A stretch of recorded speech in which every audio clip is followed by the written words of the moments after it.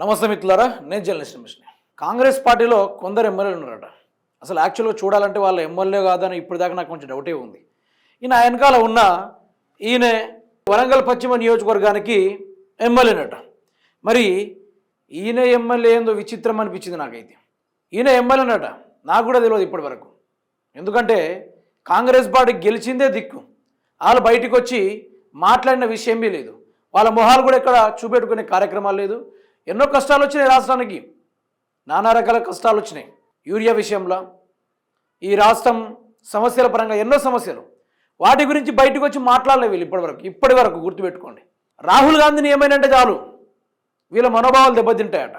వీళ్ళ నియోజకవర్గంలో ఒకటి చచ్చినా పర్వాలేదు, ఒక ఓటర్ చచ్చినా పర్వాలేదు, కానీ రాహుల్ గాంధీని ఒకటి తిట్టొద్దు. ఎవరైనా తిడితే వీళ్ళ మనోభావాలు దెబ్బతింటాయి. మన రాష్ట్ర నీళ్ళని ఆంధ్ర వాళ్ళు దోచుకెళ్తున్నారు. దానికి గల కారణం కాంగ్రెస్ పార్టీ. నీటిపారుదల శాఖ మంత్రి అయిన ఉత్తమ్ కుమార్ రెడ్డి దాన్ని తీసుకెళ్తా ఉన్నాడు. అయితే కేటీఆర్ గారు జనగాంలో మొన్న కొత్త సర్పంచులతోటి ఆత్మీయ సమ్మేళనం పెట్టిండు. పెడితే ఆడ కూర్చొని రాహుల్ గాంధీని తిట్టిండు. ఎందుకు తిట్టిండు?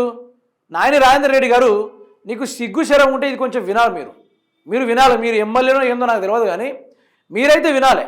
ఎందుకంటే ఆయన దేని గురించి మాట్లాడిండు? కేటీఆర్ మాట్లాడుకుంటూ తెలంగాణ రాష్ట్ర ప్రజలకు ద్రోహం చేసిర్రు. రేవంత్ రెడ్డి అనుకున్నాం, అందులోనూ రాహుల్ గాంధీ కూడా ద్రోహం చేసిండు. ఉరుకొరకు వచ్చి ఈడ మీకు అది ఇస్తాడు ఇది ఇస్తాడు, ఓట్లు వేయండి గుద్దండి అనుకుని చెప్పి ప్రజల్ని హైప్ చేసేసి ఓటు వేయించుకొని బయటపడ్డారు. ఇప్పుడు ప్రజలకు ఏ ఒక్క గ్యారెంటీ లెక్కకుండా మాట్లాడితే కేసీఆర్ అంటుండు, లేదంటే మూసి ప్రక్షాళన అంటుండు అనుకుని కేటీఆర్ గారు రాహుల్ గాంధీతో చెప్పారు.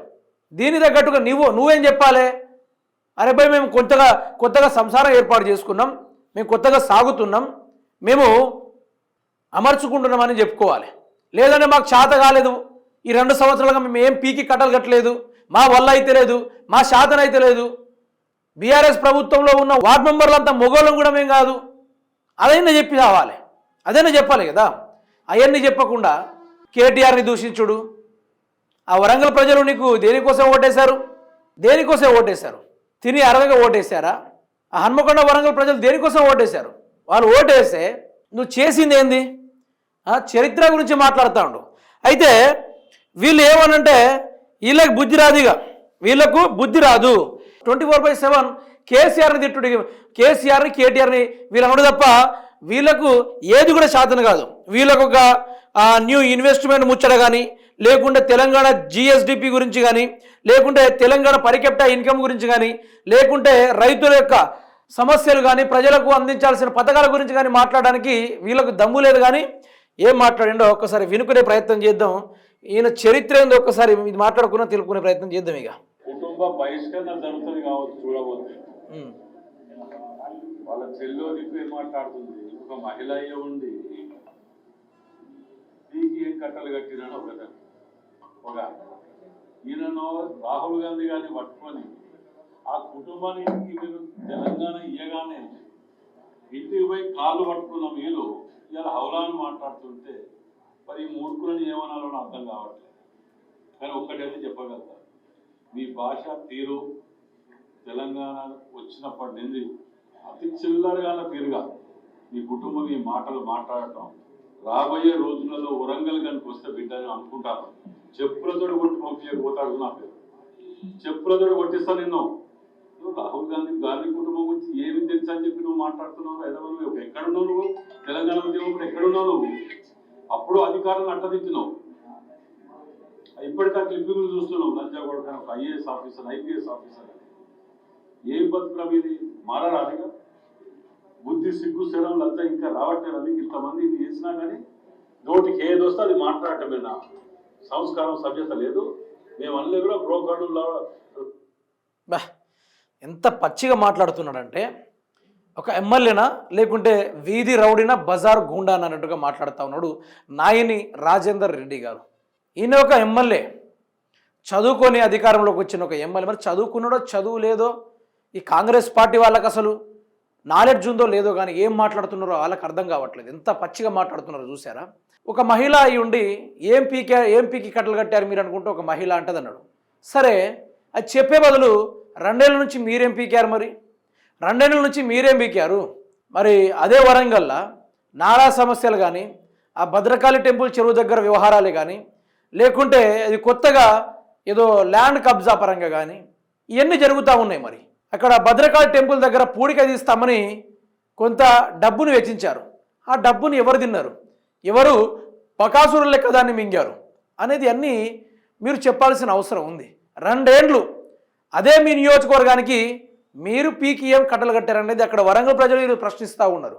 మొన్న వరదలు వచ్చి మొత్తం మునిగిపోతే ఏం చేశారని అడుగుతున్నాం. మొంతా తుఫాన్ వచ్చింది, వరదలు వచ్చినాయి, ఆ నాలా ప్రక్షాళన సరిగ్గా లేక ఇండ్లలోకి నీళ్లు జొరబడింది, ఆస్తి నష్టం జరిగింది, ఇంటి నష్టం జరిగింది, ప్రాణ నష్టం కూడా జరిగింది. మీరేం చేశారు? ఏమైనా ఆదుకున్నారా? ప్రజల దగ్గరుండి మేము మీకున్నామని వెన్ను తట్టారా? ఏం చేశారు? సరిగ్గా వర్షం పడితే రోడ్లే ఒక జలాలుగా అయిపోతాయి అక్కడ వరంగల్లో కానీ హనుమకొండలో కానీ. మీరేం డెవలప్మెంట్ చేసి చూపెట్టారు? మీరు చెప్పాలి. కేటీఆర్ స్థాయి గురించి మాట్లాడే ముందు నీ స్థాయి ఏంది, నువ్వు ఎక్కడి నుంచి వచ్చినావు? ఆయన ఉద్యమాలు చేసేటప్పుడు ఉన్నాడు, నువ్వు కేటీఆర్ గురించి నీకు కావాలి కదా. అందుకనే చెప్తున్నా, నీకు ప్రజల గురించి కానీ, 6 గ్యారెంటీల గురించి కానీ, లేకుంటే 420 హామీల గురించి కానీ, ఈ కబ్జాల గురించి కానీ నీకేం వద్దు. ఓన్లీ కేటీఆర్ కేసీఆర్ గురించే నీకు కావాలి. అందుకనే చెప్తున్నా విను. కేటీఆర్ తెలంగాణ ఉద్యమంలో తనదైన పాత్రను తాను పోషించాడు, బ్రహ్మాండంగా పోషించాడు. పోషించిన తర్వాత తెలంగాణ వచ్చింది. తెలంగాణ రాష్ట్రంలో అన్లిమిటెడ్ ఐటీ కంపెనీస్ ఎస్టాబ్లిష్ చేసిండు. గుట్టలు పుట్టలుగా ఉన్న హైదరాబాద్ని ఈరోజు ఒక బ్రాండ్ హబ్గా మార్చిండు. ఈరోజు ఫారినర్స్ వచ్చి కూడా ఇస్ దిస్ ఇండియా అనుకుంటూ మాట్లాడుతూ ఉన్నారు, ఫోటోలు దిగుతూ ఉన్నారు. ఫారినర్స్ మన భారతదేశం నుంచి వలస పోయిన ప్రతి ఒక్కళ్ళు ఇది మన తెలంగాణేనా అన్నట్టు మాట్లాడుతూ ఉన్నారు. అంత గొప్పగా అభివృద్ధి చేసిండు ఆయన. ఆయన మాట్లాడే ఇంగ్లీష్కి చాలామంది స్పాన్సర్లు కావచ్చు, పెట్టుబడిదారులు కావచ్చు, కంపెనీ వాళ్ళు కావచ్చు వచ్చి ఇక్కడ పెడితే సెక్యూర్గా ఉంటుంది, కేటీఆర్ మాటల్లోనే అర్థమవుతుంది ఏ విధంగా డెవలప్మెంట్ జరుగుతుంది అనేది అనుకొని ఇక్కడ పెట్టారు. మరి నువ్వేం చేసినావు 2 సంవత్సరాల నుంచి? ఎక్కడ గడ్డి బీకారు? మరి మీరు ఏం చేశారు? మీరు గెలిచి 2 సంవత్సరాలు అవుతుంది, చెప్పుకోవడానికి ఏమైనా ఉందా? మేము 2 సంవత్సరాలుగా ఇది చేసి కట్టలు కట్టాం, మాతోటి అయ్యింది ఇది, మాతోటి కాంతికి ఇదని నీకు చెప్పుకోవడానికి ఏదైనా ఉందా? ఏం లేదు. నీ చరిత్ర ఏంది? ఒక్కసారి ఎమ్మెల్యేకి గెలిచినావు లేక అందులోనూ కాంగ్రెస్ పార్టీలో అక్కడ ఎవరు లేకుంటే నీకు టికెట్ ఇచ్చారు. అది నీ అదృష్టం అనుకోవాలి. ఏదో నువ్వు కాంగ్రెస్ పార్టీని లేవదీసినావని.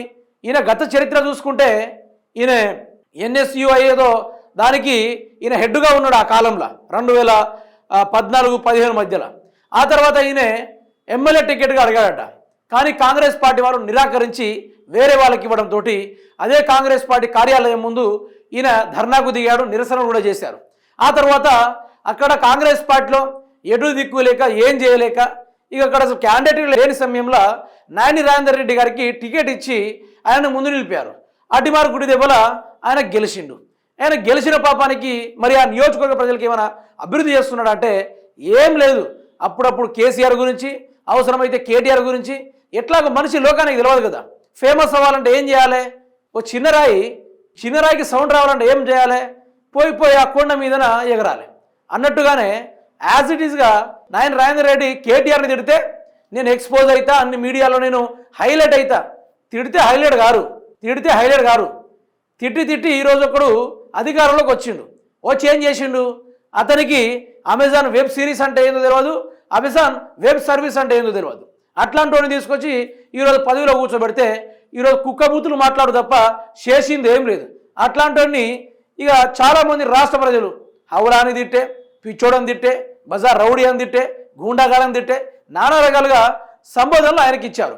మరి నాయన రాజేందర్ రెడ్డి గారు మీకే సంబోధనలు కావాలని మీరే అడగండి. ఇక నీకు శాతనైతే నేను చెప్తున్నా, నాయన రాజేందర్ రెడ్డి గారు నీకు విను, నీకు శాతనైతే నీ వల్ల అయ్యేది ఉంటే నీ పన్ను చూసుకో, చక్కగా అభివృద్ధి చేయి.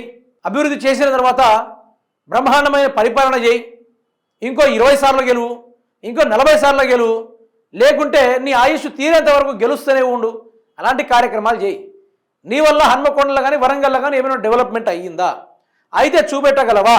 ఎంత ఘోరంగా అంటే ఎవరు ఊహించని విధంగా ఆయన పరిపాలన సాగుతూ ఉంది. అసలు ఆయన ఎమ్మెల్యే అని కూడా ఆ నియోజకవర్గంలో ఎవరికి తెలియదు. ఏదో అడ్డిమారు గుడ్డి దగ్గర కాంగ్రెస్ పార్టీ గెలిచినట్టే ఆయన కూడా నూక్కొచ్చిండు అందులో. కానీ అసలు ఈయన ఏ పరంగానైనా అసలు ఆయనకు ఓటేసే కార్యక్రమాలే లేదు. ఏ పరంగా అయినా ఈరోజు వాళ్ళు బీకారా వీళ్ళు బీకారా మీరేం చేశారు? 2 సంవత్సరాల నుంచి మీరేం చేశారు? 6 గ్యారెంటీలు అమలు చేశారా? 420 హామీలు ఇచ్చారా? తులం బంగారం ఇచ్చారా? మహిళలకు 2500 ఇచ్చారా? పెన్షన్ 4000 రూపాయలు చేసిర్రా? లేకుండా నిరుద్యోగులకు మహిళలు అయితే 4000 రూపాయలు, అందులో స్కూటీ, ఆ తర్వాత అందులో అబ్బాయిలు అయితే వాళ్ళకు కూడా 4000 రూపాయలు నిరుద్యోగ భృతి ఇస్తా అని చెప్పిర్రు. ఏమైపోయింది మరి? భద్రకాళి దగ్గర కోట్ల రూపాయలు మింగిర్రు కదా. హన్మకొండకు పోతుంటే బస్టాండ్ నుంచి ఆ ఇరువైపులు ఉన్న రోడ్లకు గత ప్రభుత్వం ఉన్న బీఆర్ఎస్ ప్రభుత్వం చెట్లు నాటారు. కోనో కార్పస్ అని చెట్లు నాటారు. ఆ చెట్లను కూడా ఈరోజు నరికిస్తేవి. పచ్చగున్న ఆ యొక్క నియోజకవర్గాన్ని మొత్తం బోర్డు చేసేస్తేవి. నీ వల్ల ఏం ఒరిగింది మరి? నాయని రాజేందర్ రెడ్డి మైక్ దొరికింది కదా అని మాట్లాడుతూ ఉన్నావు. ఇది కనుక బీఆర్ఎస్ పార్టీ వాళ్ళు నిన్ను నోటెడ్ చేసుకుంటే మాత్రము నువ్వు కేటీఆర్ని రాళ్ళతో కొట్టుడు కాదు, భర్త పూజ నీకు చేస్తారు బాజాప్తగా. ఏం మీరు గుండాలనుకుంటురా, రౌడీలు అనుకుంటురా, ఏమనుకుంటున్నారు మీరు? 5 ఏళ్లుగా ప్రజలకు సర్వెంట్లు, మీరు పని చేసుకోవాలి ప్రజల దగ్గరికి వెళ్ళి. అట్లాంటిది పోయి మీరు ఏం చేస్తారు? వరంగల్కి వస్తే చెప్పులతో కొట్టిస్తారట. అంటే దేనికి దారి తీస్తుంది ఇది? నిన్ను చూసి యువత ఏం నేర్చుకోవాలి? ఈ జనరేషన్ మనం ఏం చూసి నేర్చుకోవాలి? నీ పక్కనే ఉన్నాడు కదా ఉద్యమకారుడు, ఉద్యమాన్ని ఉడికించిన నాయకుడు, వరంగల్ హన్మకొండను ఏకం చేసిన మహానుభావుడు, తెలంగాణ రాష్ట్ర కన్ను మొత్తం ఆ యొక్క వరంగల్ మీద పడేటట్టుగా ఉద్యమాన్ని సాగించిన వినయ్ భాస్కర్ గారు. ఆయనను చూసారని నేర్చుకో. ఏ రోజైనా కొంచెం ఒక మాట ఆయన నోట్లోంచి దొరుకుతుందా? చెప్పులతో కొట్టిస్తా, అరే హౌలేగా, ఇంకో మాట అన్నాడు ఏదో పలకరాదు లా అనుకుంటా. చెప్పడానికి మాకు కూడా ఆత్మగౌరవాలు అడ్డొస్తాయి. ఈ ఒక ఎమ్మెల్యే హోదా అంటే ఆయన చూసి నేర్చుకో. ఆయన ఏ విధంగా పనిచేసిండు, ఏ విధంగా ప్రజల కోసం కొట్లాడిండు, ప్రజలే నా సర్వస్వం అనుకున్న ఏ విధంగా నిలబడ్డాడు. అవసరమైతే గట్ల పని చేసుకోవాలి కానీ లేదు కాదు మా రాహుల్ గాంధీని హౌలే అంటాడా? నీకు తెలంగాణ ప్రజలు చచ్చిపోతున్నారు, తెలంగాణ రాష్ట్ర ప్రజల గురించి మాట్లాడవయ్యా అంటే రాహుల్ గాంధీని హౌలే అంట. మీరందరూ రాహుల్ గాంధీ జోకెటెట్టే ఉన్నారు. నాకు తెలిసి రాహుల్ గాంధీ జోకెటెట్టే ఉన్నారు. మీకు తరాజులు కొనియాలి. ఒకటి తరాజులు కొనిస్తే మీరు బ్రహ్మాండంగా జోక్కుంటారు. రేవంత్ రెడ్డి ఇటు మీరు తక్కెట్లా పెట్టి జోక్కుంటా ఉండండి, ఏది ఎక్కువైంది ఏది తక్కువైంది అనుకుంటూ. సిగ్గుండాలి, నోటికి అదుపు ఉండాలి మాట్లాడుకోవడానికి. ఏం మాటలు మాట్లాడుతున్నాం? ప్రజలు దీన్ని ఏ విధంగా రిసీవ్ చేసుకుంటారు?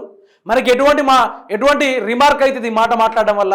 ఇక రేవంత్ రెడ్డి నన్ను ఎత్తాకు గుర్తిస్తలేడు, ఇట్లా మాట్లాడైనా నేను హైలైట్ అవ్వాలి అంటే రేవంత్ రెడ్డి వాళ్ళ పిఏనే దేకడు, ఈ రాష్ట్రంలో ఉన్న ఎవరిని దేకడు.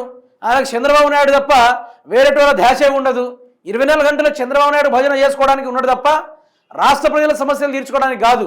ఇది మీకు ఇక్కడ అర్థం కావాలి. నాయని రాజేందర్ రెడ్డి గారు, మీరు ఎంత తొందరగా అయితే అంత తొందరగా నోరుని అదుపులో పెట్టుకోవాలి. లేని ఎడల మరి ఎవరు చెప్పులతో కొట్టిస్తారో ఆ రోజు కూడా ప్రజలు నిర్ణయిస్తారు. ఆ వరంగల్ గడ్డగా, ఆ హన్మకొండ వేదికగా.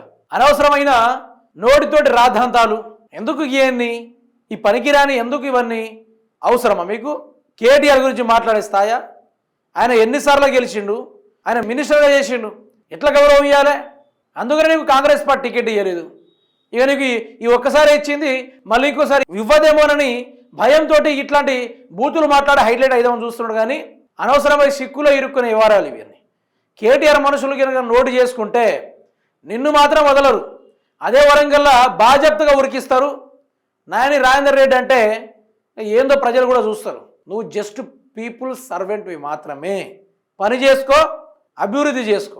నోటికి ఏది వస్తే అది మాట్లాడితే చూసుకుంటూ ఊరుకోవడానికి ప్రజలు ఎవరు సిద్ధంగా లేరు. మొన్నటి వరకు ప్రజలకు సమస్యలు జరుగుతుంది, అదేవిధంగా నీళ్ళ విషయంలో తెలంగాణ రాష్ట్రానికి అన్యాయం జరుగుతుంది. బయటకు వచ్చి ఎవరైనా మాట్లాడాలి అంటే కేటీఆర్ మాట్లాడిన దానికి ఇటు నాయని రాజేందర్ రెడ్డి బయటికి వస్తాడు, పొన్నం ప్రభాకర్ బయటకు వచ్చి మాట్లాడతాడు, అదే ఏఐసి అట, టీపీసీసీ అట, చీఫ్లు అట, వీళ్ళందరూ కలిసి బయటకు వచ్చి మాట్లాడతారు. ఇప్పుడు ఇట్లాంటిది రాజకీయాలను వీళ్ళని శాతగానితనం అంటారు. శాతగాని చిరంజీవులు మీరు, పనికిరాని. అసలు మీకన్నా వార్డు మెంబర్ బెటరు. అంతో కొంత వాళ్ళనే ప్రజల పక్షాన నుండి మాట్లాడతారు. మీరు అసలు మీ కాంగ్రెస్ పార్టీ ఏం చూసి ఇచ్చిందో కానీ మీరు గేట్ కాపలా కూడా పనికిరారు. నాకు తెలిసి గేట్ వాచ్మెన్ కూడా పనికిరారు. మీరు గట్లాంటి వ్యవహారాలు చేస్తారు. మీరు ఇలాంటి పనికిరాని కథలు, ఇలాంటి వ్యవహారాలు జనాలు చూస్తారు, తన్ని ధరుముతారు. ఎందుకు అనవసరంగా? దేనికోసమని? అంత ఉద్యమాన్ని నడిపిన వినయ్ భాస్కర్ ఏనాడు కూడా నోటి నుంచి చెడు మాటలు రావు. అందుకనే చదువుకోవాలి, జ్ఞానం నేర్చుకోవాలి, తల్లిదండ్రుల దగ్గర ఎట్లా మెదలాలో తెలుసుకోవాలి.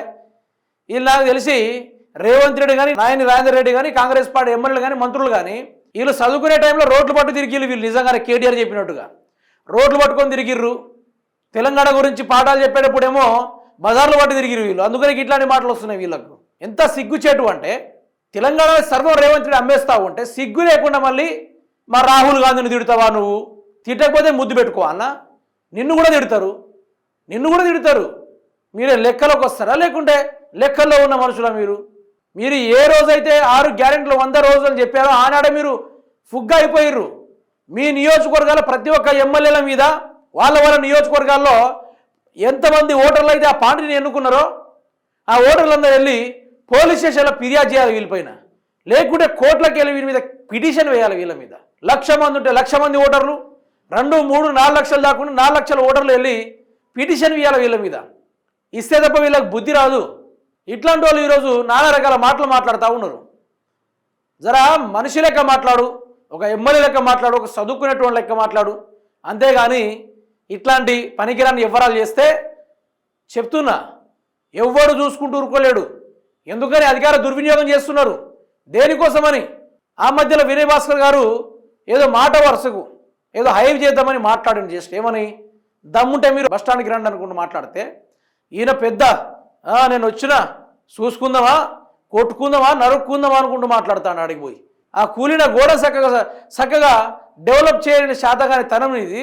ఇంకేదైనా కొట్లాటకు ఇవన్నీ అవసరమా? దేనికి? ఇది అధికార దుర్వినియోగం. 6 గ్యారెంటీలు మాట్లాడడానికి ఏ ఒక్కరికి దమ్ము లేదు, ఏ ఒక్కరికి రోషం లేదు. 420 హామీల గురించి మాట్లాడడానికి ఏ ఒక్కరు ఉప్పు కారం తిన్నట్టే మాట్లాడతారు అందరూ. కానీ రాహుల్ గాంధీని తిట్టగానే వీళ్ళ మనోభావాలు దెబ్బతింటాయట. వీళ్ళని తీసుకెళ్ళి అందరినీ బొక్కలో వేయాలి వీళ్ళని లెక్కని చెప్పాలంటే. ఏం మాటలు మాట్లాడుతుర్రు? ఎందుకు ఇంత అధికార దుర్వినియోగం చేస్తూ ఉన్నారు? ఘోరం.